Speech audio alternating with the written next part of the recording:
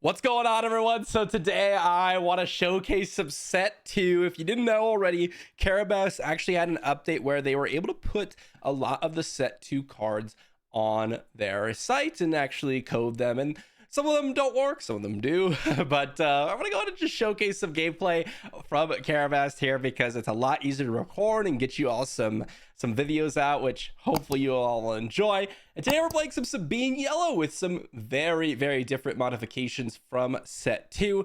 It is still a little bit of Rebel synergy, but there are a lot of new units that we could play, a couple of smuggle cards, and some really, really cool stuff. So not gonna say this is the best list and this is what it's gonna end up being, and this is even better than our set 1 list, okay? But it's a list that I've been messing around with and having some fun with.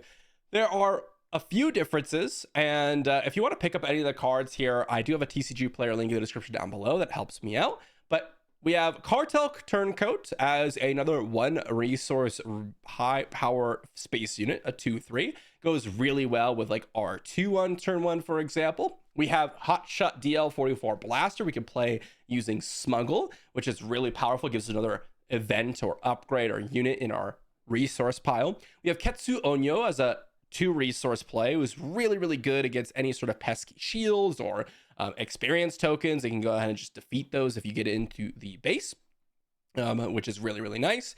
We also have two copies of Poe Dameron here at the top end of the curve to kind of finish us out. We don't have ECL to put in Poe Dameron or anything like that, but there are some really, really nice earlier game plays. This makes Sabine a much more early game, if it wasn't already, focused deck, and we're gonna mess around and see if we could do some work. So hopefully you all enjoyed the video. Let me know what you think, and let's dive into some games here. All right, into game 1, and this looks like a pretty interesting one. We got a Sabine mirror match, but they are playing Sabine green, and this looks like a pretty bad hand, so we're gonna go ahead and mulligan that into, well, a much better hand. We have a really, really nice turn 1 play in Sabine. We also have the Millennium Falcon, which usually is pretty good against these heroism decks.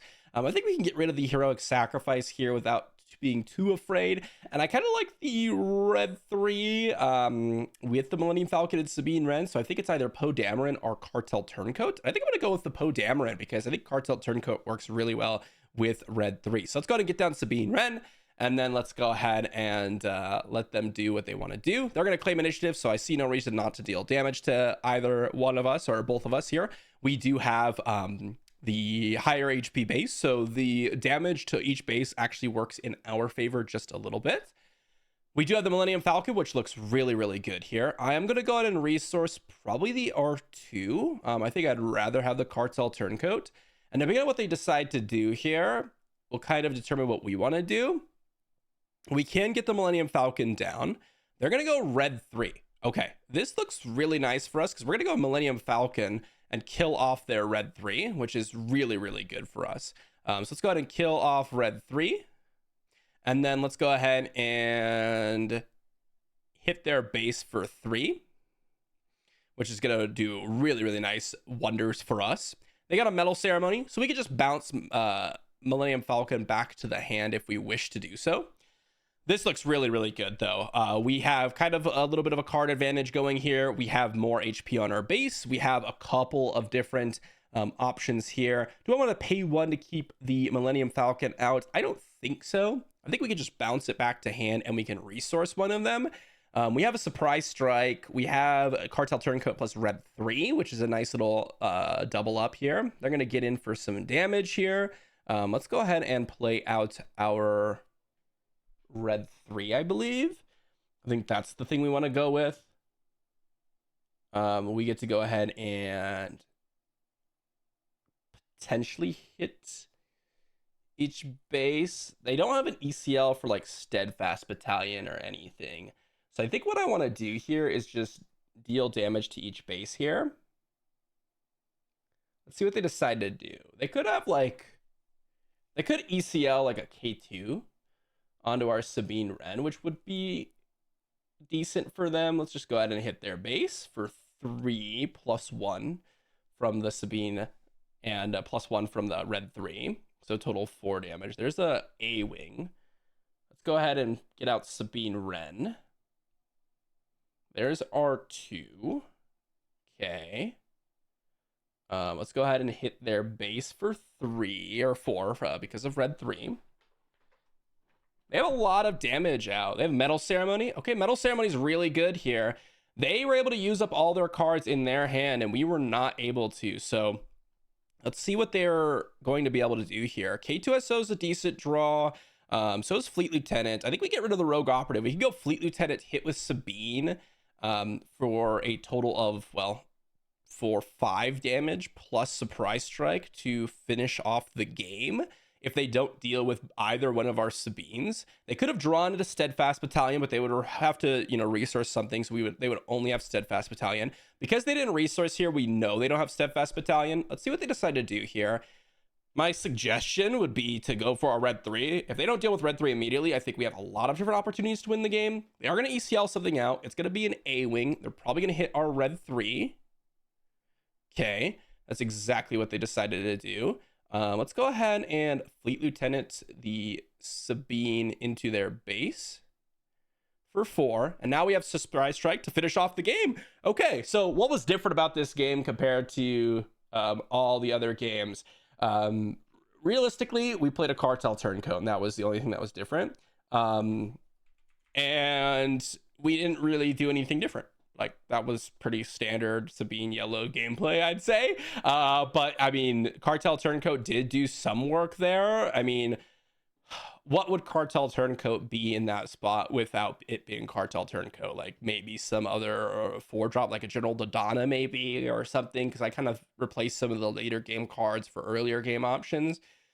I don't think that was really that different, but let's jump into game 2. Looks like we're running it back here on game number 2 with the same player, another Sabine Green here. And I am not going to mulligan. It looks like we are playing second, which means Sabine Ren could be a little bit worse. It depends. We could go with the Ketsu Onyo on turn 1 instead, but I like Fleet Lieutenant off of Sabine Ren, so I think I resource the Rogue Operative and the Cartel Turncoat, because I think we have a couple of our first plays kind of set up for us. So let's see what they decide to do here.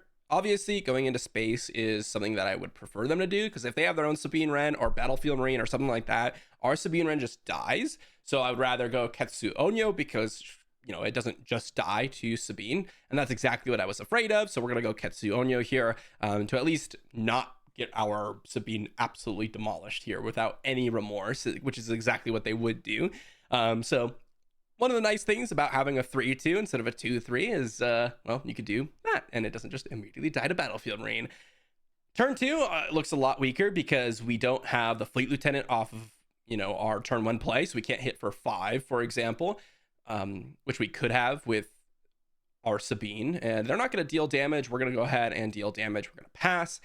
Wing Leader, also looking pretty mediocre here. Again, if this was something else played, I guess we could have played the Sabine Ren, but honestly, that doesn't look pretty good either. So I don't know. Maybe some other option here would have been a little bit better if we were playing normal Sabine Yellow. We'll see. They're going to hit in for 5. Yep. We are going to Fleet Lieutenant nothing. And then we are going to probably start. I think we still want to hit their base. I think we still are slightly advantaged. We are going to be down 2 damage, right? And did they take initiative? Whoops. I didn't actually didn't actually attack with our Fleet Lieutenant. My bad. We didn't get the 2 damage in with Fleet Lieutenant, but that's okay. That's okay. We're going to deal 1 damage to each base, and we're going to pass. We have a Millennium Falcon plus other Fleet Lieutenant. Okay. What should we do here? We could get down a Fleet Lieutenant, which gives us more options. We could Wing Leader to buff up our Fleet Lieutenant, or buff up the Sabine, which makes it a pretty hefty leader. I think I resource either the Fleet Lieutenant, maybe it's just the Millennium Falcon. I actually think we resource the Millennium Falcon here, because we can get more value out of these plays immediately. And then the next turn, we want to go ahead and Poe Dameron. So I think this works out. They're going to hit in for 3. Okay, we're going to hit in for 3. They're going to hit in for 3. We're going to hit in for 3. We're winning this race because we technically have 5 additional HP on our base compared to them. So see what they decide to do here. They could ECL something out, which would potentially be bad for us. They're going to play a Sabine Ren. Let's go ahead and deploy our Sabine. They have an Alliance X-Wing. Let's go Wing Leader on Sabine. Are they going to deploy here? They are. Let's go ahead and hit their base. We can ignore them, I believe. We have a lot of damage here, so I think they have to hit my, yep. They have to hit my Onyo here. So how do we want to play this? They have a Metal Ceremony. They're going to get a ton of experience tokens, but I think that's okay. Again, the card I'm worried about the most here is an ECL'd, what's it called? ECL'd Steadfast Battalion. What do I hit with first? So if I hit with Sabine Wren, then I have dealt 5 damage to their base, and then Fleet Lieutenant kills no matter what, even if they've killed Fleet Lieutenant. Okay. I like my spot. I don't think we could lose here. I don't really see. I guess if they play a Sentinel somewhere, but let's go ahead and just hit their base for 5, and then hold back the Fleet Lieutenant just in case they think that they kind of have the game in the bag. I don't know. We also have a For a Cause. So if we get in for any amount of damage, there's a good chance that we can finish out the game with For a Cause. So we have a lot of different options here. Yeah. We get to go ahead and Fleet Lieutenant attack into their base, and that's going to be game. Good game. All right. So what was different about that game? We had the Ketsu Onyo realistically versus any other option. If we were playing a traditional Sabine Ren yellow, I think this is one of the situations where, you know, Sabine, this version of Sabine Ren actually ended up being a little bit stronger, mainly because we had a turn 1 play that was 3 power that didn't just immediately die to, you know, the enemy unit. So for example, if I were to pull up like a traditional Sabine yellow list, it could have been like maybe a Leo Organa or an R2. I suppose it could have been a Lothal Insurgent, but we could also play that instead of Ketsu Onyo. These are the types of cards that maybe we were playing instead. If it was a Lothal Insurgent, nothing would have really been different, right? But if it was like a Leo Organa or something like that, it would have been a lot weaker. So depends on what you're playing in the spot of that card, I suppose. It really depends on what the result would have been. I wanted to try out Ketsu Onyo here because I wanted to see if it was going to interact with upgrades anyway. It didn't. It was just a 3-2. So nothing, I would say, super different so far. Just solid Sabine yellow plays. All right, on to game number 3. I almost said 2. And we're against double green Moff Gideon. That is pretty sweet. And this looks like a pretty good hand. We have the R2 plus Cartel Turncoat turn 1 into turn 2 Fleet Lieutenant, which is really, really solid. I don't think Spark Rebellion is going to be all that great here because they're going to want to be attacking with cheap units. And I think I'd rather just get on the board. So I think I'm going to get rid of Spark Rebellion, and I think I'm going to get rid of potentially Spec Force Soldier. They could have Phase 3 Dark Trooper, which is one of the new cards, which is pretty good against us. And I would probably like to have a way to get around that. But we could also just kill it straight out, maybe. So it's not like that big of a deal, right? It's not like what's it called, a Lieutenant Childson, for example, which is like an absolute brick wall. Let's get down the R2. There's a For a Cause. I think we'll keep that on top. You know, direct damage is always quite good. Let's go ahead and deal 1 damage to each, you know, base, and then we can play a Cartel Turncoat. So that turn 1 would not have been possible in basically any other scenario in Star Wars Unlimited, where you have like a really strong space unit or a decently strong space unit and a pretty decent ground unit deployed on turn 1. Now they can ECL something out and kill our space unit and draw a card, right? Because there is a bounty attached to this, but I think this looks pretty nice for us. Let's go ahead and resource that Spec Force Soldier. Let's see what they decide to do here. They can attack with a Seasoned Shore Trooper to give it +1/+0 if they're going to attack our unit here, but it doesn't look like they want to do that. So let's go ahead and just hit their base for 2. And I think we can ignore Seasoned Shore Trooper. We get to go ahead and go either Fleet Lieutenant or Rogue Operative. I kind of like the Rogue Operative here because it attacks for more damage on the following turn. So I think I'm going to go for that. And then Fleet Lieutenant can just be used at any point. Let's go ahead and hit their base for 1. There's a Sabine Wren. I think we can bottom that pretty safely. Let's deal damage with Sabine. And then let's pass into the next turn. Here we have a couple of options. We can go with the Sparker Rebellion, but I think I actually just want to get down another Cartel Turncoat and a Fleet Lieutenant and Sabine Wren this turn. And I think we're really set up for a lot of damage. Let's see what our opponent has. This is kind of one of the options that we would have had, or we would not have had if we were not playing this new version of Sabine. These Cartel Turncoats, maybe they're Lethal Insurgents, or maybe they're, again, General Dodonners or something, but that would not have been nearly as good for us. Okay. I kind of like just defeating this unit here. Because we actually keep our Rogue Operative around. We take no damage here, which is really, really nice. And then they could ECL something out to kill off our Rogue Operative. That's fine. Yeah, it looks like they're ramping a little bit. That's totally fine if they wanted to do that. Let's go ahead and hit their base here. They're going to get Moff Gideon out. And we can go ahead and deal 1 damage to each base. Go ahead and hit their base. Millennium Falcon looks pretty good here. I think I'll keep that on top. Let's go ahead and get Sabine out. Let's go ahead and Fleet Lieutenant into their base here.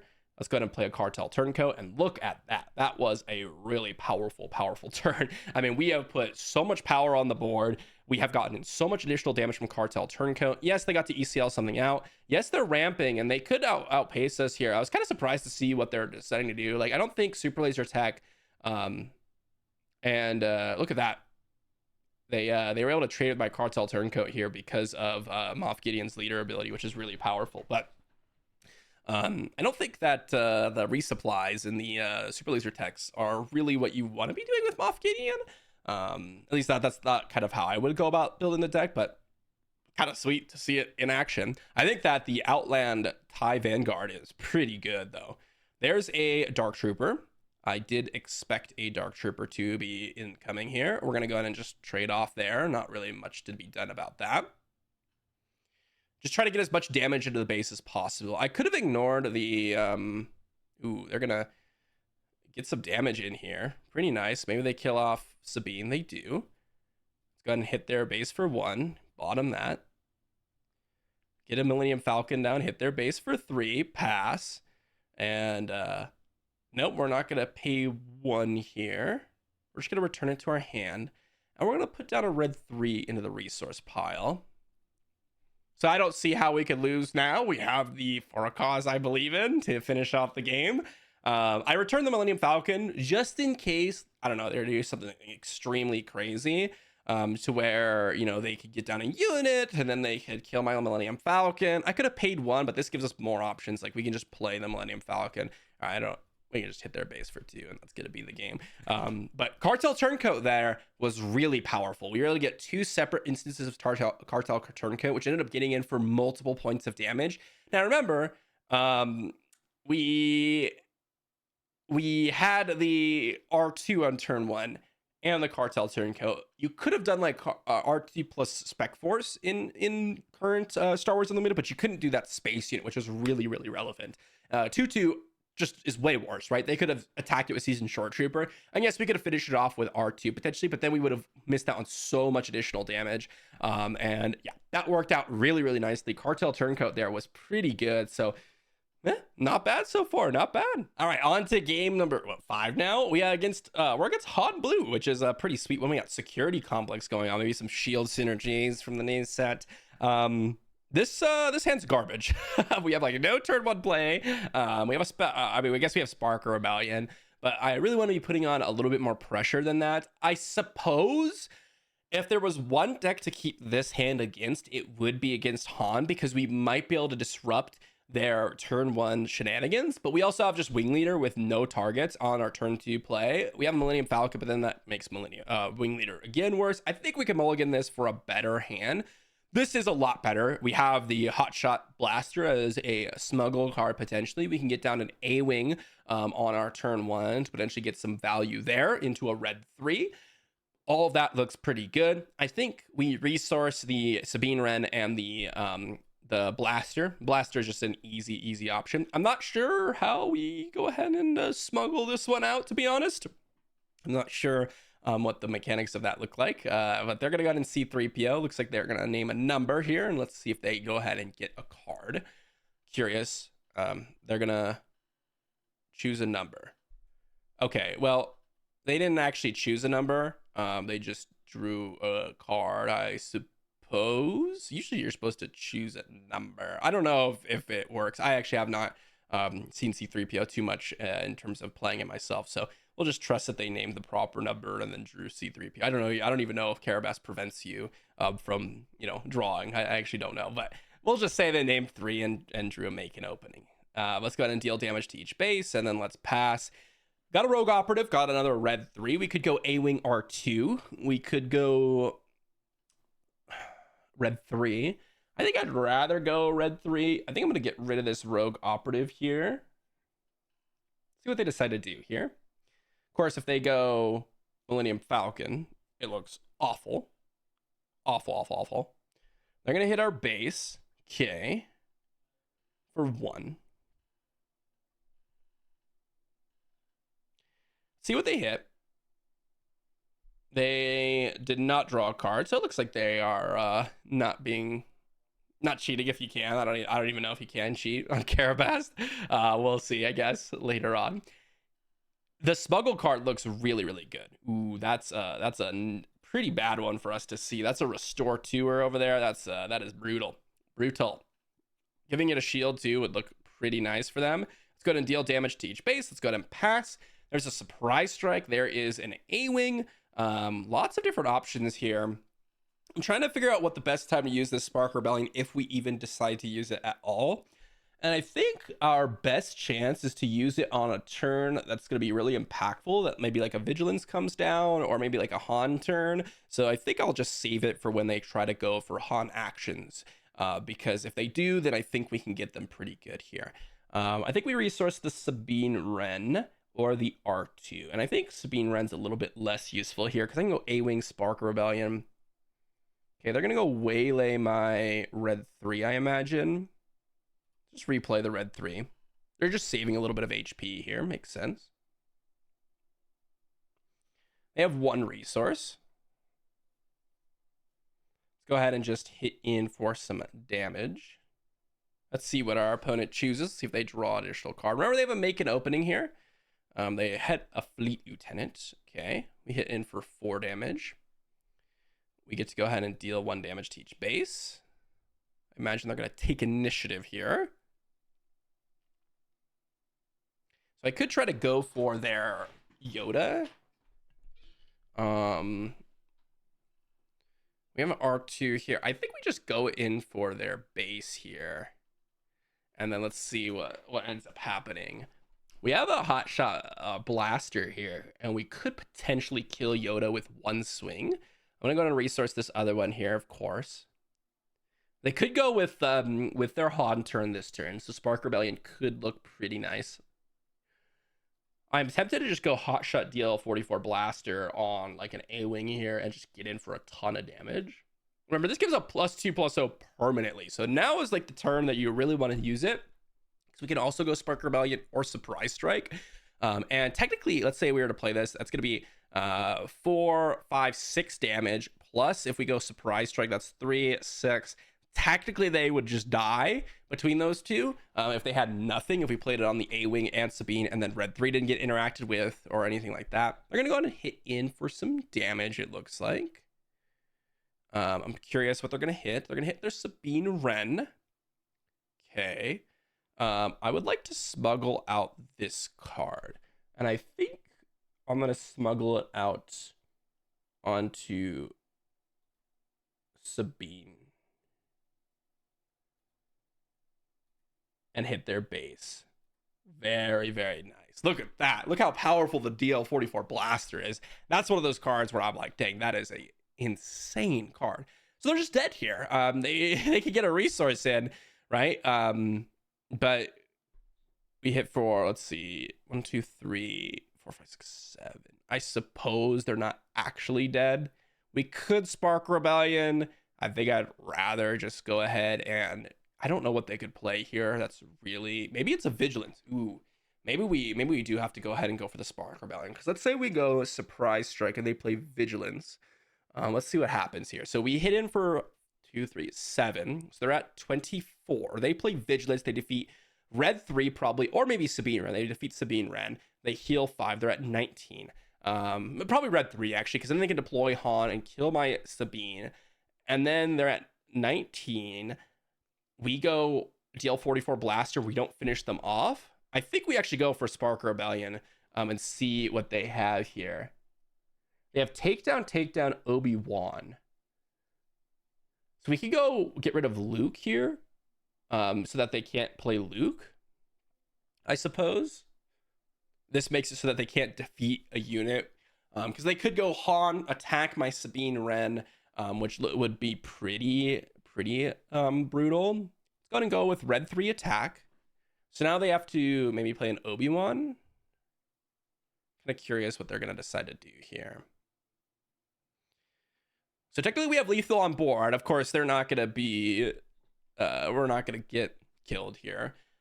Taking the Luke is actually pretty relevant. I suppose that they would have just died. But if they had Vigilance, that's the card that I was really scared of, right? They have a make an opening. They can go ahead and make an opening for sure. Let's go ahead and just hit in for 2. I'll keep a Millennium Falcon on top. That's a really nice threat that comes down immediately. They can make an opening. We still hit for 2 with our A-Wing if they decide to do that. So I would still hit. And they probably are going to kill the Sabine Wren. But we have a lot of direct damage with Heroic Sacrifice, Surprise Strike, and a Hotshot DL44 Blaster in the resource pile. We have a lot of options just getting a ton of additional damage here. So I kind of like our spot a lot. And they have to make quite a few actions. Like, yeah, they're going to make an opening probably on... they're going to do it on Sabine. I don't know about that one. That seems a little odd. You really need to get as much HP as possible. Now, like, they need a way to heal. Otherwise, we just Sabine action them to death. That doesn't really work out too well. Like, I don't see a way they're winning this game. I guess they could You're My Only Hope into something crazy. Well, they got a Millennium Falcon. I suppose we can just Sabine action here and we win the game. So that was a pretty sick one. But man, that blaster was really good there. Just getting in for a lot of extra damage. Again, getting like Surprise Strike on your resource pile is really powerful. Outside of that, what else do we play? Nothing really too crazy. I think that it was correct to go for the Spark Rebellion. Again, Han Blue, it's crazy out there. You never know what their people are playing. Vigilance was the worst card I could think of that we could potentially find ourselves up against. Of course, it was the Han turn as well. I wasn't worried about the Han turn, like a 7-drop coming down.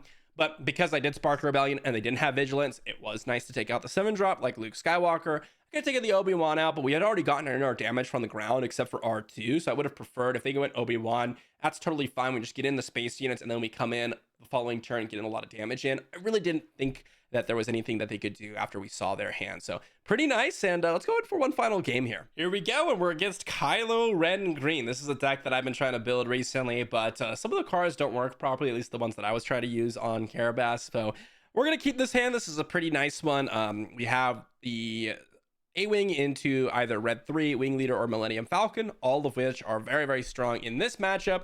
I'm going to go ahead and resource one of these 3 drops. And I think I'd rather go ahead and resource the Red 3 over the Wing Leader and the Millennium Falcon. There is going to be Reckless Gunslinger. Okay, I'm totally fine with them playing a Reckless Gunslinger here on turn 1. We just deal damage and pass. Pretty terrible couple of draws here. I don't want this many different combat tricks usually. I'd rather have some more units to play off of. They're going to go ahead and discard a card. They discard the Silencer. Okay, that's really important to note. It does trade with Wing Leader. So we can go ahead and just hit their base for 5. They play their Silencer. And sure, they play a Silencer, but our A-Wing doesn't die to it. We have more direct damage, and look at that. They're not even going to go ahead and play their Silencer. They're just going to play a Death Watch Loyalist, which is a 3/3. So overall, we got 4 power and toughness on our units, and they only got 3 that turn, but they did discard a card, so they did get in for a little bit of additional damage, which is decent for them. I think I'm gonna go and get rid of this Cartel Turncoat because I'm gonna go either K2SO or double Surprise Strike here. They're gonna force throw. Usually you want to deploy Kylo first before you force throw. So I don't think that was necessarily the correct play from our opponent. I'm gonna go and get rid of wait. Whoops. They discarded their own card. What? All right. I think that was just a massive mistake. They definitely didn't mean to do that. Oh wait, no, they're trying to Palpatine's return. I don't know. Maybe they're trying to get. I don't know. This game's over. Sorry, Kylo. You're one of my favorites, but yeah, there. Maybe we play another game. That was a little brutal. You know, that was just Reckless Gunslinger is a horrible turn 1 play. Generally speaking, it's more of like, you know, a play that you want to see a little bit later off of the smuggle. It's also really bad against Sabine because I'm trying to be aggressive. They're hitting their own base. They're also playing a 25 HP base. They didn't ECL anything out. They didn't play their Kylo Ren's TIE Silencer, so they didn't even get extra value from discarding a card. And they even force throw themselves after not deploying Kylo. Let's say they were to go ahead and deploy Kylo, then they were going to go ahead and force throw. They would have been able to kill the A-Wing. I would have done the same play. I would have attacked their base with Surprise Strike. I would have then Surprise Strike with Wing Leader, and then I would have deployed Sabine after actioning and hit them. I don't think this game was winnable by them. I don't think they took the right line, but you know, that totally happens. I get it. Poor Kylo Ren. Poor Kylo Ren here. All right, I know I said I was only going to do one game or the last game, but I figured the game was so quick, we may as well do another one. Here we go, last game, and this looks more controlling, a more controlling deck here for our opponent. I am not going to mulligan this. I'm going to go ahead and put back probably red 3. Well, it's actually only 3 drop. Actually, let's go ahead and get rid of either Sabine Wren or A-Wing. I think because we're fighting Palp Blue, I'd rather go ahead and get rid of Sabine Wren. I imagine both of these are going to die anyways. But they have potentially super laser tech, and that might set them up for a nice little turn. So I think I'd rather get rid of the ground unit. I like keeping a Spark Rebellion in hand, at least one of them. So I'll keep one. I don't need the second one because it's probably not going to be enough time to deploy all of them. They put a Piet Den, we put an A-Wing down. They're going to take initiative. We get to go ahead and deal 1 damage. And then we get to pass. We get a Blaster. Fantastic. This is a great smuggle opportunity. Or a card to smuggle, so I love seeing that card as basically a free extra card to draw.